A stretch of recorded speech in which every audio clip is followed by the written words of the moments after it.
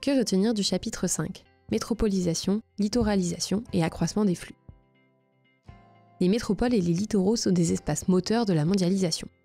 En effet, ils concentrent les activités stratégiques, les sièges sociaux des entreprises, mais aussi les principales infrastructures de transport qui permettent les échanges des différents flux. C'est pourquoi Olivier Dollfus propose l'expression d'archipel métropolitain mondial pour désigner le réseau formé par les plus grandes villes mondiales. La mondialisation entraîne à la fois une métropolisation et une littoralisation croissante des activités. Cela se traduit au niveau des paysages. D'une part, les centres des affaires, qui sont un symbole de métropolisation, sont marqués par la verticalité des gratte-ciels. D'autre part, la littoralisation est visible grâce à la multiplication des ports à conteneurs et des zones industrielles ou portuaires. Toutes ces infrastructures sont le support pour l'accroissement des flux de toute nature, à la fois matériels et immatériels, tels que des flux financiers comme des investissements directs à l'étranger, IDE.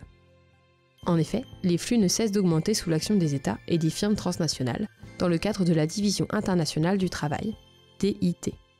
Par l'intermédiaire d'institutions comme le GATT et l'OMC, ils bénéficient également de la levée-suppression de la plupart des barrières qui limitaient les échanges. Les biens s'échangent principalement par voie maritime. Ils sont transportés en grande partie dans des conteneurs, transportables non seulement par bateau, mais aussi en train et en camion.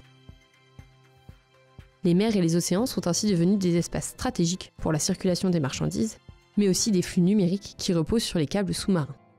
Même si ces flux sont présents à l'échelle mondiale, ils ne sont pas répartis de manière égale et excluent de nombreux pays, dont les pays les moins avancés. De plus, ils ont de forts impacts environnementaux.